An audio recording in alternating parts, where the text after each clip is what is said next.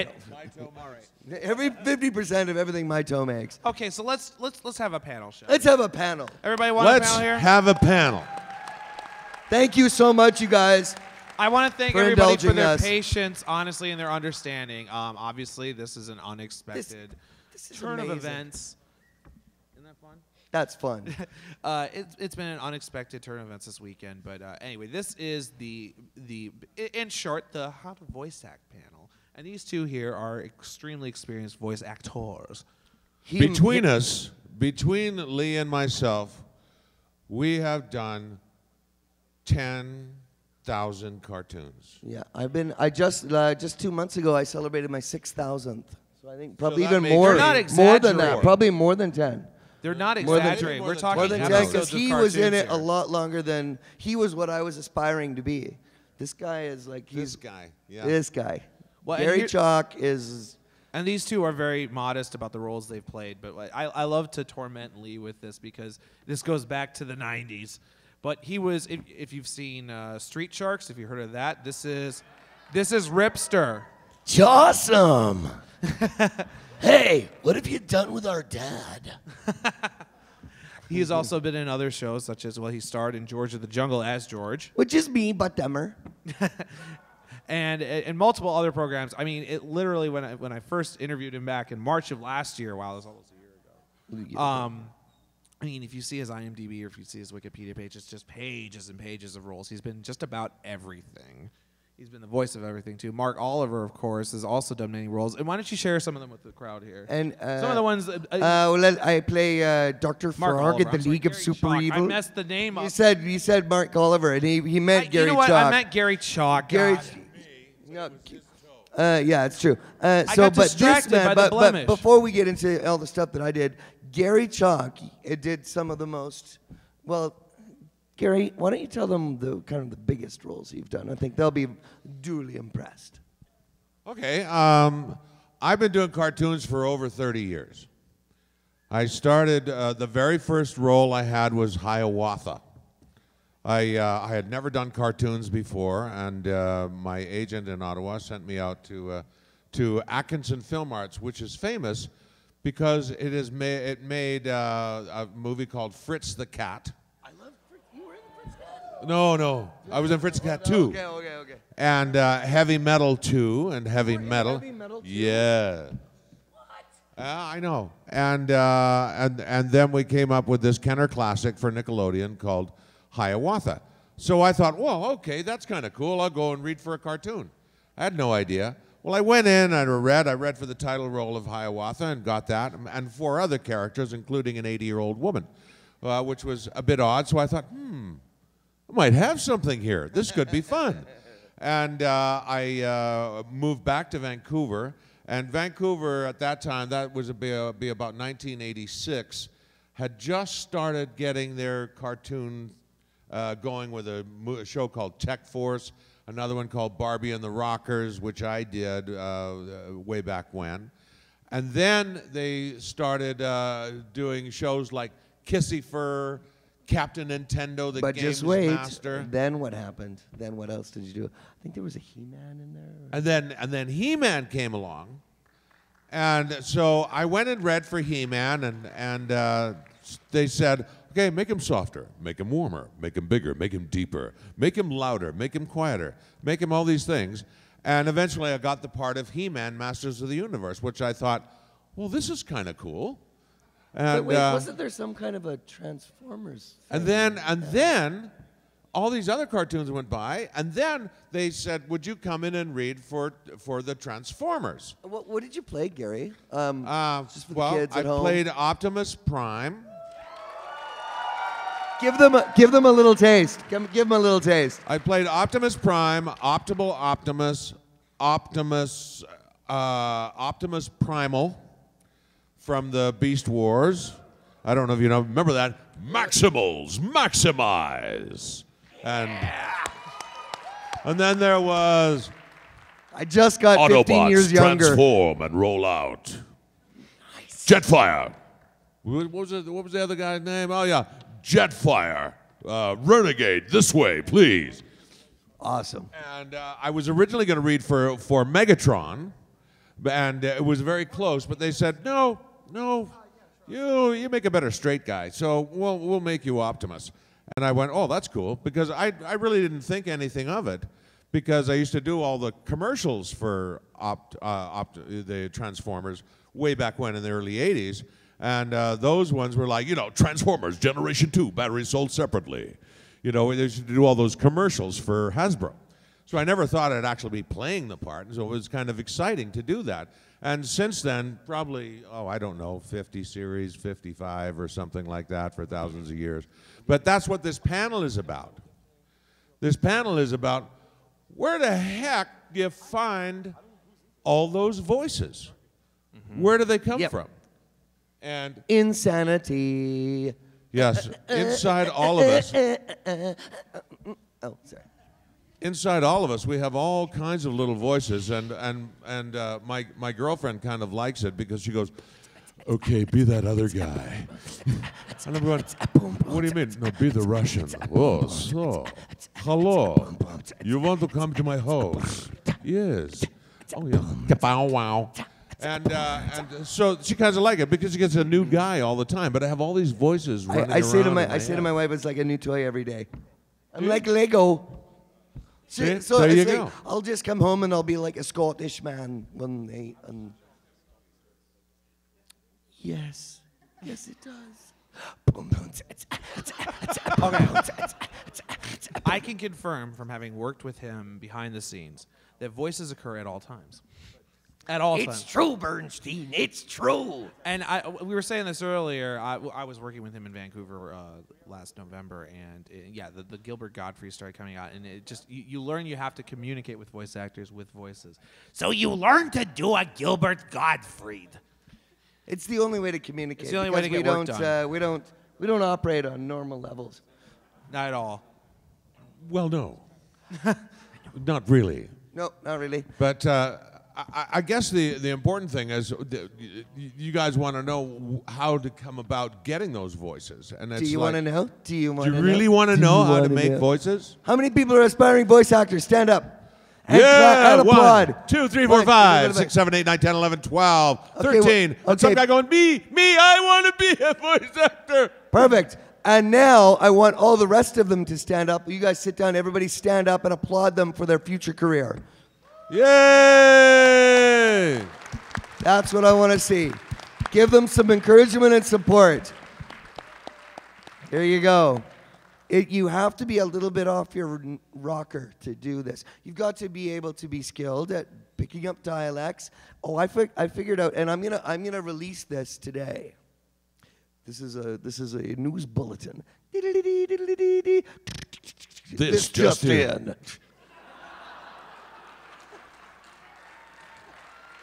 What? You see that happens This all is the time. wavelength that happens. You get into this. You get into the thing, and then it's like this wave that travels throughout the sound room. That was funny pretty too- awesome, though. What's funny too is when you're in a room of mostly VAs and then a couple people who aren't, they'll start going into the voices or whatever, and the other guys are like, "Oh God, not again." So here is my trick, and I teach it to my classes, and I told them not to tell anybody, so that's out the window. But here's how when I get an audition for, say, a certain dialect, that this character is from whatever, South Africa or whatever. And I'm going to tell this to you because it's kind of a neat trick. And so now the rest of the community is going to know. There's something, an app called Tuned In Radio. I have it. And you go on there, and then you go into the area of the world that there's a map that comes up with little pins that are in there, and then you go to that part of the world, and then you scroll through all of the radio stations, and then you go into the talk radio section, and you listen to them. Or you phone them up and say, yeah, I'm looking for a number for this person, and then you get to hear them talk to you. That's my trick. Tuned In Radio, nobody's thought of doing it. It's a good idea. You and the rest of you 12 people that stood up, if you want accents of the world, and somebody demands it of you, first of all, you have to practice. But how do you practice? Well, you go online and you say, okay, what movies do I know where the actor was from that part of the world? But if you need it right now, Tuned In Radio. I expect Tuned In Radio to like be supporting Fan Built and me and like cutting me checks so we can support this con. So anyway, that's my little tip. That's tip number 1. Gary, do you have a tip? Yes, I do have a tip. What is it, Gary? How many people here sing? Any singers? Stand. Now, come on, be brave. Stand up, singers. Singers. Okay, now sit. Now, everybody else, stand and applaud them for their future careers. It's serious. You know, these people need encouragement. I'll tell you what. Thank you very much. Thank you. I'll tell you what. One of the hardest things in the world to do is sing in front of people. You know, to go up on a stage and go la la la la la la la la. It's a killer experience. It's highly stressful. But I'll tell you, as a singer, what he you sings do, like a Dickens, and I mean that. This guy, amazing singer. Thank you. What it is when you sing, you can you train your voice to do different tones, like scales and so on. Sure. And when you're doing things like accents or voices, you hear the music of that because basically it's music, it's sounds, it's rhythm and tone. Right, it certainly is.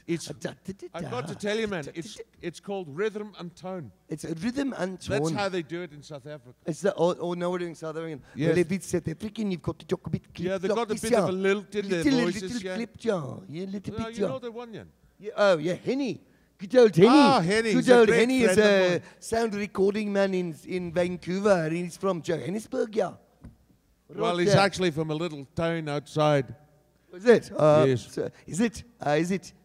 But anyway, so you listen to it, and basically it's English, but it's Dutch and German and Australian and yeah. And the more you sing, the more you're aware of those tones, and the more you're aware of what your voice is. Imagine your voice is like a saxophone because it works on a reed. Yeah, exactly. And your voice box is your reed. Well, a saxophone is a reed instrument.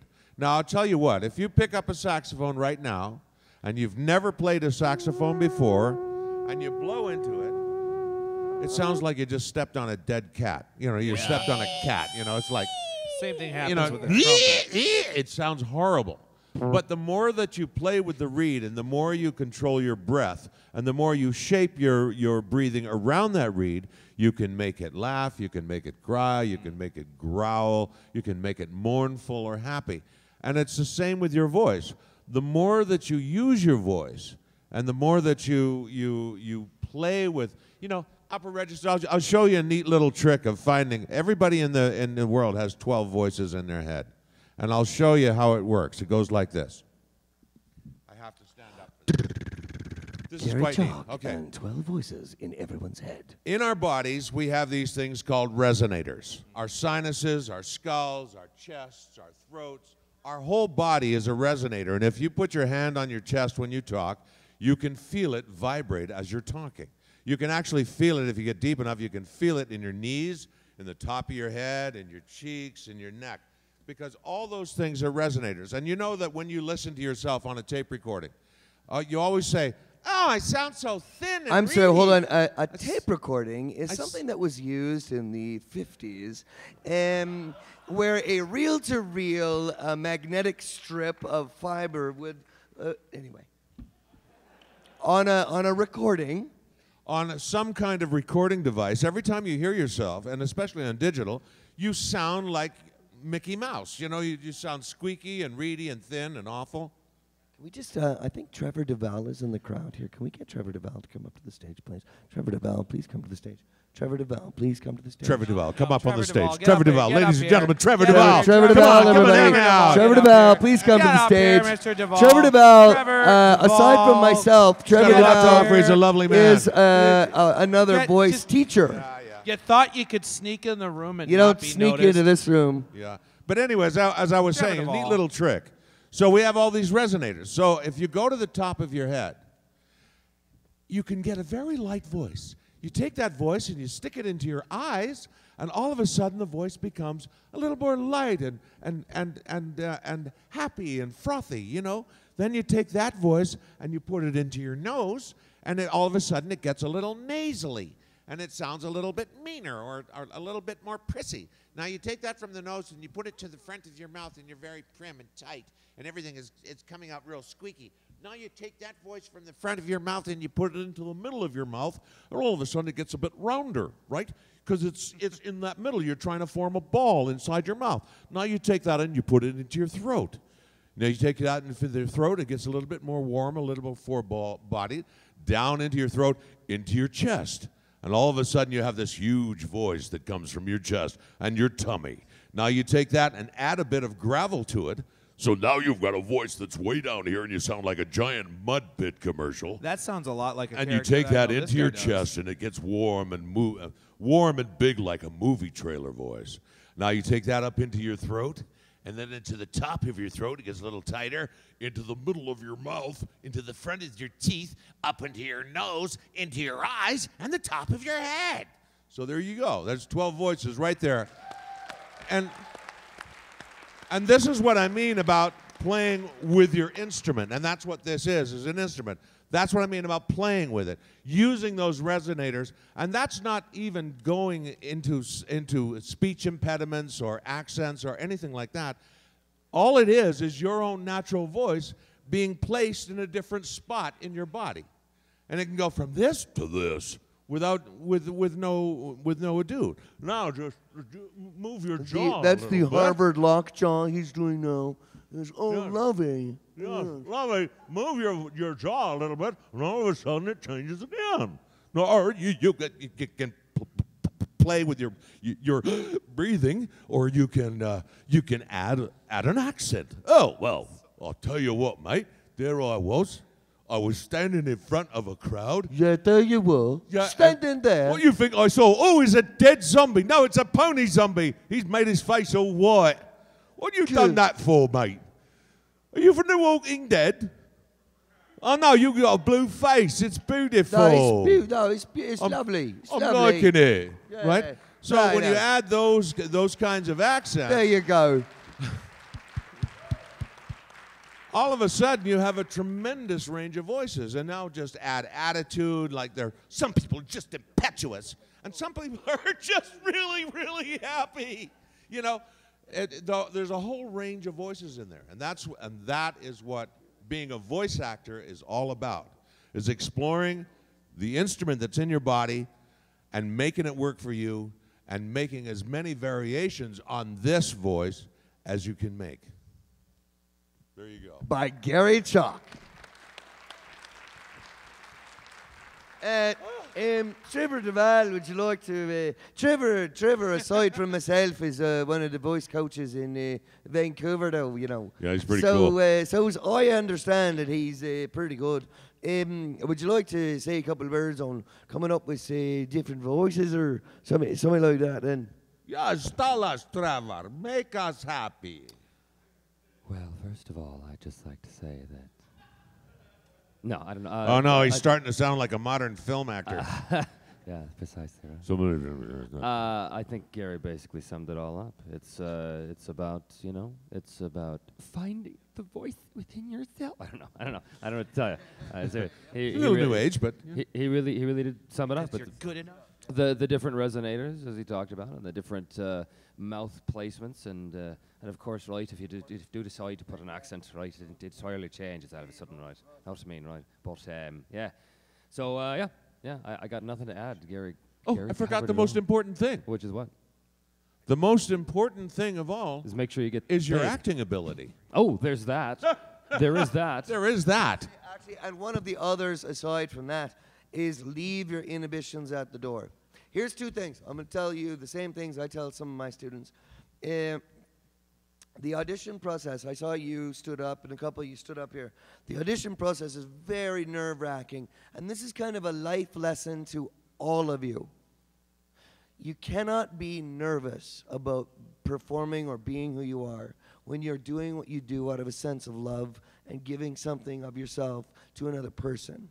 So when we go into auditions, we are sitting in front of casting directors who've heard our lines for 2 days solid with 100 other people. So you can't be nervous and give a sense of yourself at the same time. You can't be restful and afraid at the same time. You can't. The body won't house those two things. So if you're doing what you do to give them to give them a smile, or to give them just like a good experience, or to say, you know what, you've been sitting there listening to a whole bunch of people say these lines over and over for 2 days.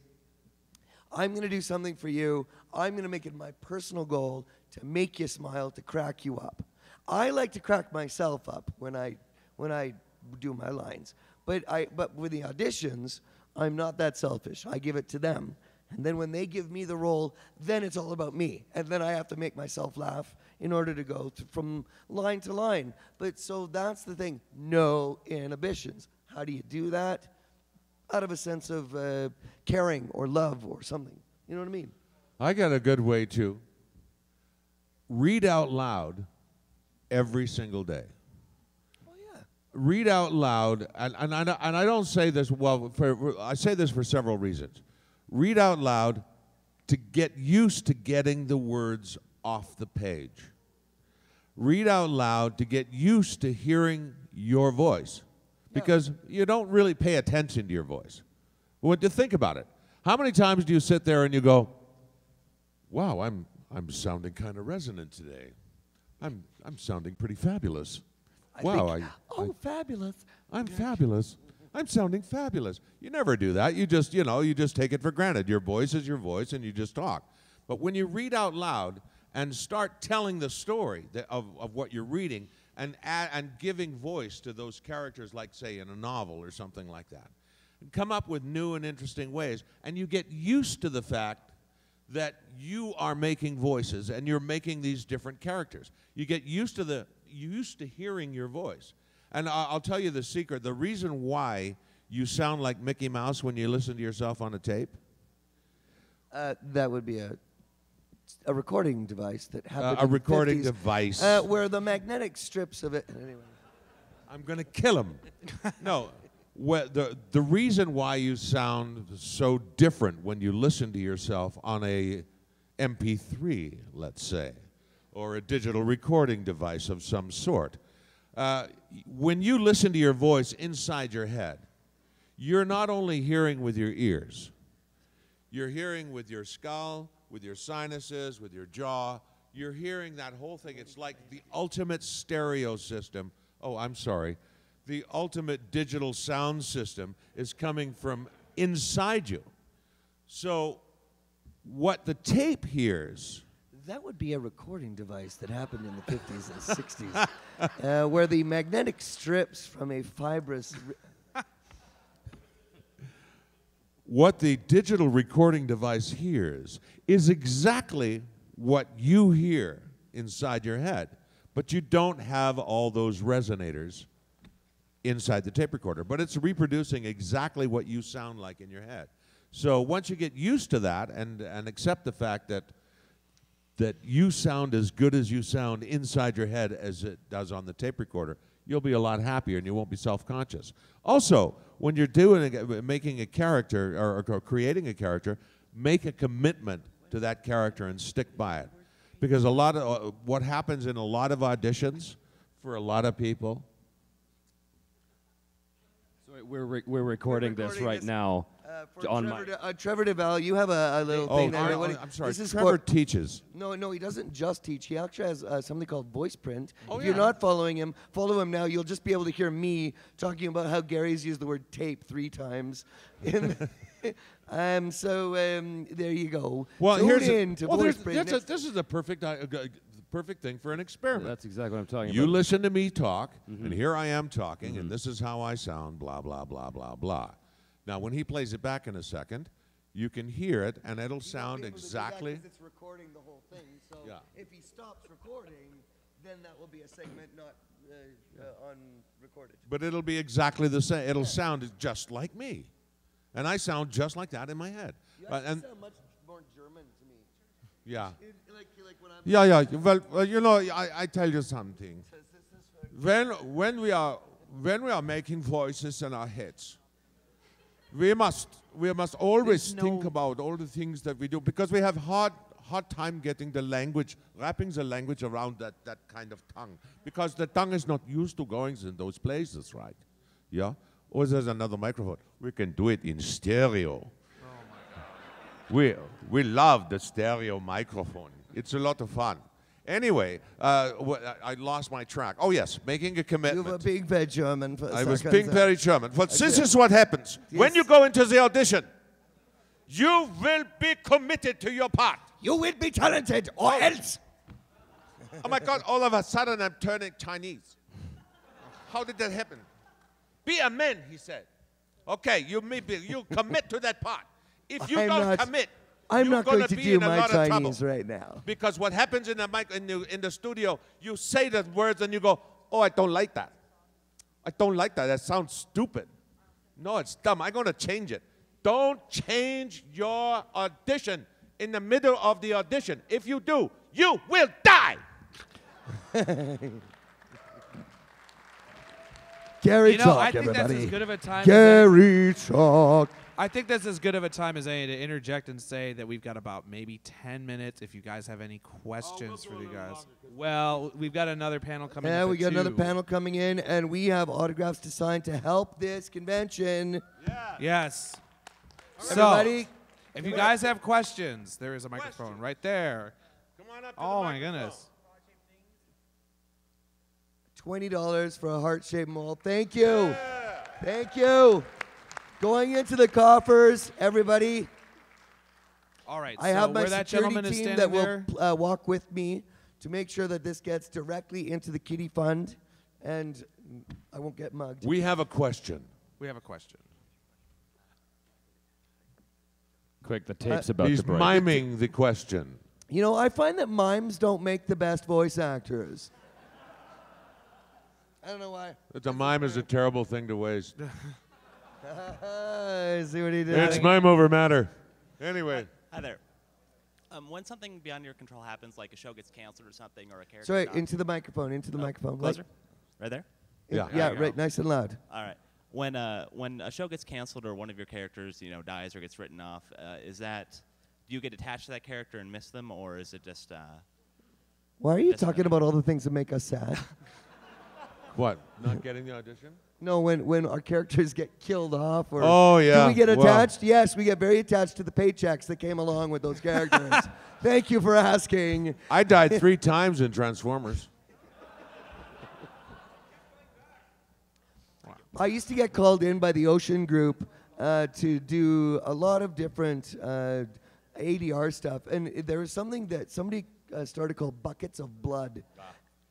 And I would get killed. I'd get called in for day players that would get killed off. I just 3 lines, and then I get run over or stabbed or something. And I was right up there on their Buckets of Blood list. Yeah, there was an unofficial award for a while in Vancouver called the what was it called, the Burning Flesh Award, and Yeah. that was every year they would give this little unofficial award to the guy who had died the most that year. Yeah, W- I was in- I which was in what happens all the contention. time with anime. You get these characters, yes sir, all and so you do that 5 It's or the 6 times a ensign show. in Star Trek that nobody recognizes that goes down for the. I don't have a name. I'm going to die. For the goes down with the crew to inspect the planet, and he's just gonna end up vaporized or in a Right. gooey Mess. pile of mess. But to answer your question, I feel every death that I endure. Yes. Next question. I was curious. Into Come the close to the microphone. mic. I am a little on the short side. That's okay. Is it off? Almost swallow There the you mic. go. All right. Any better? Yep. Sweet. Hi. I was wondering, what's the strangest part that you guys have ever done, completely out of your norm? Oh, it's always when I have to. When they say we just want you to sound like yourself. For reals, for realsies, because I don't know what I sound like. Well, right now, after 3 days of talking, I sound more like Tom Waits, but that's just fine. That's just me. All right. So, but yeah, no, for sure. It's when they say, well, just sound like you. What the heck do I sound like? I don't even know. They say, could you sound like you but younger? They actually say, can you sound like Garry Chalk, but younger? Younger. I'm kidding. No, when they ask me to sound like me, that's, I don't know, is it? I don't like it when they say, "Could you sound like you're 20 pounds lighter?" Oh, That's can you hurtful. sound like those jeans look good on your bum? Yes, ma'am. Thank you very much. I was wondering, what is your favorite part of about being Snips? My favorite part about being Snips is when I get to play with Richard Ian Cox because he's super, super funny. And he is like, seriously, Richard is, I wish he'd come to these conventions. I know he's a family man and everything, but he is so funny to play around. Like, you know, all the cartoons that I've played with all these guys. We all have fun. In this cartoon, he's the one that I get to play with the most because he's Snips and Snails. But we work very well together. Like Gary and we've done comedy duos together and stuff. I remember in Extreme Dinos, I couldn't even look him in the eye because he used to crack me up so much. I would just have to like do this because he'd do the look whenever. Oh, no, wait. Okay, so I'd be like doing my line, and then he'd look at me.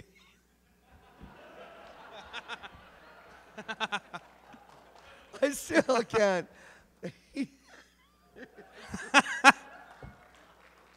What? What? He's still to this day. We're talking about 10 years ago or something. I To would this hide day. behind the pole so the director couldn't see me. And then he'd do it, and the director would be like, "Lee, would you please start being more professional?" I'm like, "But he's doing it." I'm not doing anything. I'm just standing here. Do you hear me making any noise? But that's what I like the most about being Snips is I get to play with the cast and specifically and particularly Richard Ian Cox because I wish I could do his voice for Snails, but he's funny. He's very funny. That's what I like. Okay, thanks. Well, I Thank got you. a good shave this morning. Thanks very much for asking. Well, I've been informed that a good Not friend of making any mine noise. upstairs What is going has on? a question as well. So, Upstairs? Mando Pony, you have a question? And the Hello? pony. Is this Come on? Everybody, Hey guys, Mando so good to see you Pony. again. So I have a quick question. I'm gonna try to actually ask it without the mic in order to illustrate the point. Okay. Oh. That's going to be great for me. I can't see very well, so thanks for that. How can you learn to project without damaging your voice? Oh, good question. Yeah, they turned the Yeah. volume up on the record.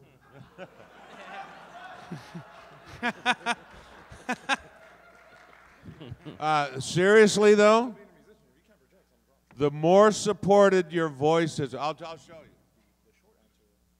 The more supported your voice is, the less strain you put on your throat. When I was a young man, I used to work on the floor of the Vancouver Stock Exchange as a stock trader. And we used to have to speak our bids and offers over 150 people all doing the same thing. The first day on the job, I lost my voice. And my boss, Jim Bayless, comes up and he says, "Gary, you gotta speak from the tummy. Get it from the tummy, get some support. Open your throat and speak. Can you hear me clearly from there?" I can hear you just fine. Excellent. Well, that's how you do it. The more supported, don't put it up here, bring it down here. Never wreck your voice. Not like Trevor. Can you hear what I'm doing from there?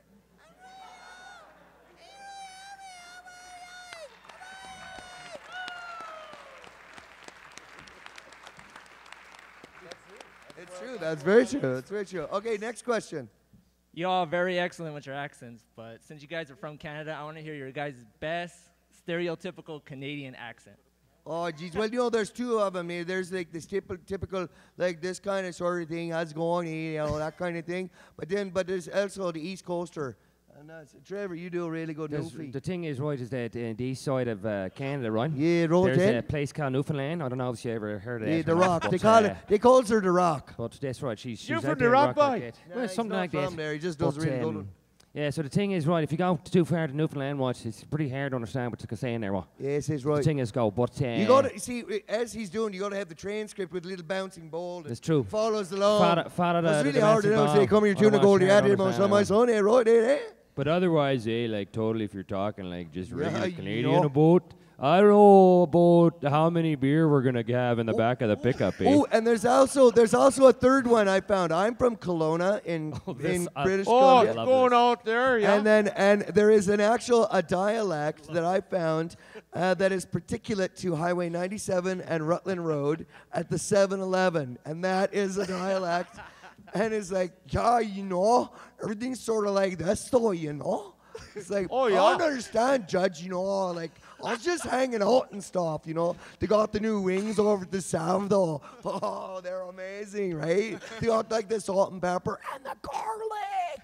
Are you going out to the bush party? Yeah, we're going down to Mission Creek, and, I'm going to get some it's gonna beers. it's gonna be, if they don't say they say You know? Yeah, we're going down to Mission Creek, But we actually, we're of course trained in our business to Yes, sound, we're very to professional. sound more like Americans. So of course we all got to learn to talk like this. Sure, 'Cause this we how do. y'all sound us up there. That's Kinda all right understand. then. That's all right then. That's what you Americans all sound like, as far as we're concerned. Yeah. Of course, there's the civilized accent that you get from Ottawa. And people in Ottawa speak very precisely. A bit and like hoity-toity, actually. They don't. They And say then, of course, Philip, we are things like forgetting that. about I come from Quebec to pick the cherries. Sika, that's not I Suck tell a you man, what, go over to I tell you Steinberg, what, that's right, So you can there's see that. it's quite a mélange. So we are a plethora of dialects.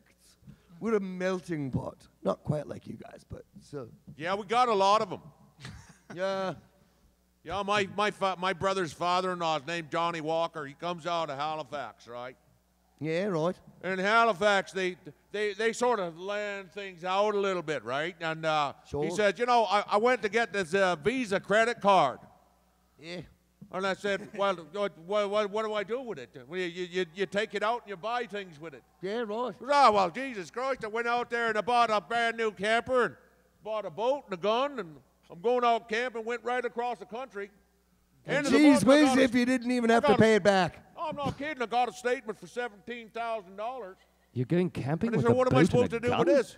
He Look said, well, you're what supposed to you've pay it back. He said, unleashed. well, you gave me the card to buy the things. Yeah, I'm don't- 75 years old. I'm not buying another thing. I'm not paying any money. Doesn't look anything like a piece of plastic. No, it doesn't look. All But right. it was- Anyway, but so does that's that that answer the accent. question? There's a lot Thank of you. accents in Canada. Thank you. There you go. All right, next. Hi. Into the microphone. Sorry, my bad. What was the breakthrough that you had when you realized this is what you're gonna do and that you're gonna do it great? Voice. I'm sorry. You got to right into the microphone. Right Sorry, into the okay. microphone. So Is what this is what was When the when defining moment? breakthrough what? What made you decide you was going to do this for the rest of your life? The money. No, I'm kidding. Well, I did stand-up comedy for 15 years. I don't know about these boys, but I did it for 15 years, and I just wasn't. It was the immediate gratification you get from a crowd in front of you is wonderful, but there's just something about. I always loved cartoons. I sat on the high-piled shag on the floor mount television, the big oak televisions, and watched Mel Blanc and Looney Tunes and Bugs Bunny. And I was inspired since I was 5, and I always wanted to do it. Thank you. Thank you. Oh, wait, do you want, these guys can answer too. I don't know, it's just me. Go ahead, Jeff. What was the defining moment when you realized this is what you wanted to do? Did you already say the for money? The rest of your life. Did Oh, you yeah, already I mention did the say money? Yeah, Okay. yeah. I started with the money. Started with the money. It's a really long story, but I'll sum it up very quickly. My older brother used to do No, Scottish wait, accents around the dinner table, and he got laughs. And when I was 5 years old, I imitated him doing his best Scottish accent, and all the family had a wee giggle. And I knew from that moment on it's going to be grand, and that was about it. So, that's There's that. nothing like I have making to- people laugh, you know. I have to take this opportunity to mock a friend of mine. His name is Sketchy. He lives in Dundee. And I torment him every time I talk to him by telling him he's Welsh. And by the way, So- Welsh sounds like a very, very skewed East Indian accent. This is Welsh English. Are you ready? Nadolig llawen e bywydyn e ddau chwi. And this is East Indian, you know, which sounds a lot more like that as well. Translated, that means Merry Christmas and Happy New Year to you. One Christmas was so much like another. In those years around the sea-town corner now. And out of all sound except the distant speaking voices, I sometimes hear a moment before sleep. That I can never remember whether it snowed for 6 days and 6 nights when I was 12. Or 12 days and 12 nights when I was 6. Die houses. That's an Which excerpt. also sounds like East Indian to me. That's an excerpt from A Child's Christmas in Wales. By Dylan Thomas. By Dylan Thomas. By Dylan Thomas. Dylan Thomas. Dylan, yeah. Dylan Thomas. Next question. Yeah, we've got time for about 1 or 2 more. So. Oh no! Or 5 that only take 5 seconds to answer. We've got time for 2 more questions, maybe 3. Oh, Go. we got time. Go. We got to go. Here we go. Sorry. I wanted to know where would an aspiring voice actor start if they wanted to? Where are you from? California. Okay. California. Okay. Yeah. Where would they start? Yeah. Classes. First, take classes and find out who's done what you want to do and how they got there. Find out the tricks of the trade. Once you get that, you get a 1.5 to a 2-minute demo reel, nothing longer. 5, 6 voices that show a range, and then find an agent, give it to them, and then go back once you've got an agent, and then re-record it with their phone number at the end. Say, hi, this is Lee Tockar. That was a small example. Some of my voices, I could be reached at this number, and then you go get into a union, and then you get your auditions, and then you and the agent working in cahoots, go and get you famous. All right.